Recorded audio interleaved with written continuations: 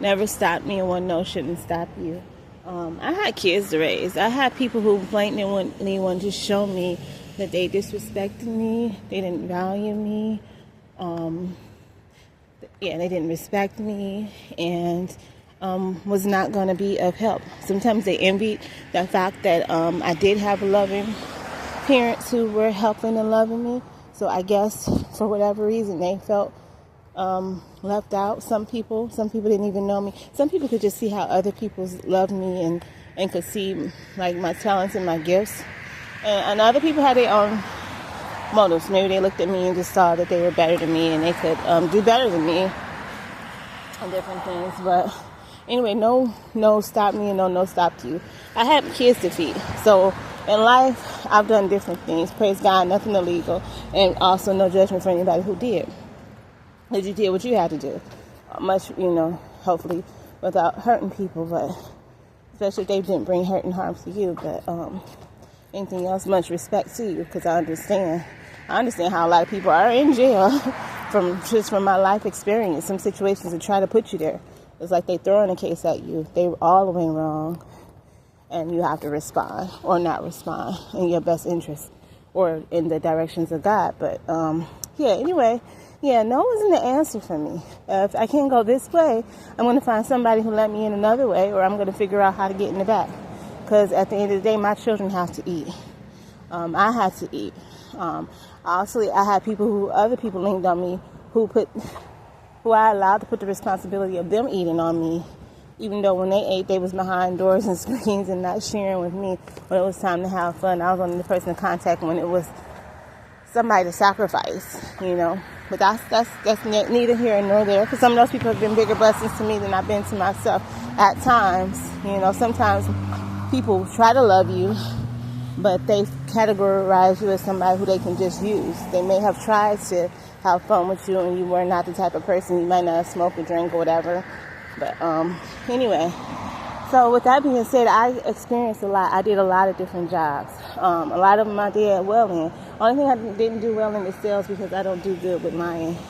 If I don't agree that it's a good product, I'm probably not about to try to, I'm probably, or if I don't have enough information to tell you, enough proof of people who have enjoyed the product, I'm not going to have enough information to tell you truthfully that that's a product. And that showed in sales.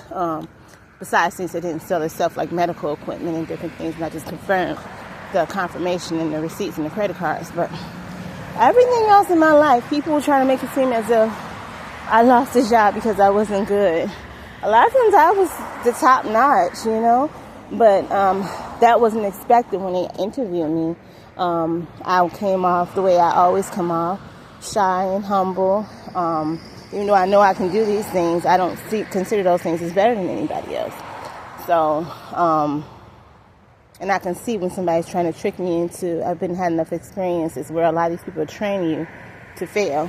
So I could see where, you might tell me to do that, but that's not making no sense. So I might do this now, but I'm going to do what's better for the best good of, the profits and safety of myself and others. And it works out, because I always put God's first. But, any emotion after experience, I say that to say that, not about me, just to say that I love most of my jobs. I've had blessings to experience a lot of things that I wanted to do, even if it was temporarily. I always wanted to work for lawyers. I was blessed to work for two. I always wanted to work at DHS. I think I only got there for 2 weeks. Amazing secretary. Saw me as competition that didn't last. But it was still an honor to me to work behind her and the social service guy. Man, he was an excellent worker.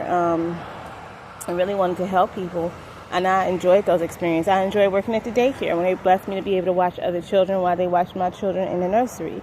And once again, same thing, when the majority of the children cling to me, and then it became an envious thing. But I had a lot of different things. I would like to say I had one job I did have jobs that lasted that I enjoyed. But I just wanted to say that I enjoyed almost every job in my life. But when I look back on everything, I think the most ones I enjoyed was working with children. I love children. I can't wait to have grandchildren. I know that's coming, so that's something I don't feel like I have to pursue as a field. I'm going to probably have my share of grandchildren, and when my sister has a child, if she has any more, my other sister has a grandchild, so I'm pretty sure I'll be full of being able to take care of children and people that I love. So that isn't that's something that I want to pursue. But what I was trying to get is, when I was in high school, I went to Southeastern High School, Detroit, Michigan. Shout out. Even though people, we grew and they think that you're not proud, I'm very proud of where I came from. But anyway, I had a choir teacher, Mr. Johnson. Man was amazing. Whenever we sung different songs, he would always ask me to sing lead, but he would criticize me in a way that was really complimenting me. A lot of times we were singing songs and he would be like, I'm going to need you to tone down because my father is a singer, okay? An excellent singer. For whatever reason, it didn't work out, but so, I mean, he was giving me like few little lessons, but I think it was just, and I have sisters that can sing. So anyway, he would just stop me and be like, okay, well, I need you to tone it down because nobody else in this group sings like you. Your voice is standing out. I didn't want to do, solos and different things like that. He was like, you're harmonizing. It was his thing. And they don't know how to do that. So I'm going to need you to tone it down so that we become, I guess it was like synchronized as a group or whatever. So, yeah, I would be doing that.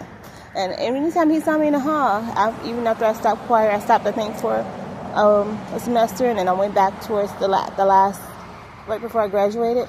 A wonderful teacher again, a woman lady, was always trying to get me to do solo. But whenever he walked past me, he was like, did you make it yet?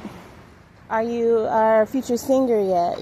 Did you get signed yet? And I'm like, no, Mr. Johnson. Anybody who went there who knew who Mr. Johnson was, I may not have been the only person he encouraged. But he was very encouraging, a wonderful man. So I was like, no, Mr. Johnson, not yet. I have not made it yet. So anyway, this man was so inspiring to me. I just wanted to say that. Basically, that everything that I miss doing, I love taking. I wish I miss my grandparents. I know I can't get them back physically, but singing. I have always had a passion. I don't know if it was just in most of our family. I miss singing for the Lord. I used to want to create different songs and write songs for people, but I've never experienced, I don't think, even really true full relationships and different things like that. But love. The most love that I experienced, I think, was the greatest love, was the love of God. And I do want to share that with individuals. I do want to find a church that I believe in that's pro-community, that's more than just a performance. But the performance do encourage you as well. I want to be able to feed the hungry and help encourage them and help tell them I've been there. I didn't know that I would have to experience this to do it, but if that's God's way, I know how to get out of poverty. I know how it is when somebody has took everything from me, from even my integrity, just in my spirit, and to pick myself back up again. I want to be able to feed people, get them to the right places to have clothing, housing. That's what I think of when I think of church. And not just what other people think of. I want to be involved in different things, but I definitely want to be involved in the choir. And maybe be able to one day work with great people like Kiki Wyatt, CeCe Winans, and different people like that. As the goal. But I always just say that when I'm blessed to make it and succeed in music, I just want to make sure that my first CD, album, whatever you want to call it at that time, shouts out and tells Mr. Johnson I made it. And I just want to thank That's One Angel. Long time ago, he was an older man, I'm not sure. More than likely, he may not be alive. I know we're losing a lot of people. I just want to thank him for encouraging me. believing in me, telling me, letting me know that I'm different, I stand out. I mean, some people tell me that in a negative way, like I said, to get me fired from places because they feel like they can't compete. But he always said it positively. And I just thank him for being one of my angels. And the Spirit of God to even put that in our family, to be able to reach people with our voices. And like I said, there's people in my family who knew. I had people in my family actually when we used to make little small groups and things, but they were not pro me. So like they would ask who was singing a certain part, and when they found out it was me, like they enjoyed that part, they wouldn't have anything to say. When there was different events, I wasn't suggested to be the person to sing or anything like that, but I also didn't volunteer. I didn't speak up and say this is something I want to do. It was like they had known people who were supposed to succeed as the singers in the family, and that was not something I was supposed to pursue. And thank God that passion still lives inside of me, and it never died. I never gave up. Like I said, I don't take no as an answer, and I may not have made it through that way, and some of them may have believed in me. But I'm going to make it through some type of way, and especially with the stories and the life that I experienced.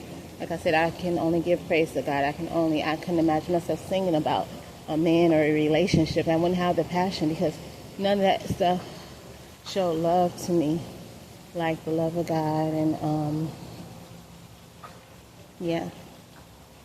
so that's it. And when I make it, shout out Southeastern High School, Mr. Johnson, and anybody else that he encouraged and mentored and loved. That was a very happy man, very spiritual, connected, I believe. But like I said, sometimes you can be a good person without that. But you can definitely tell he was a good man, and I thank him for encouraging me. Amen.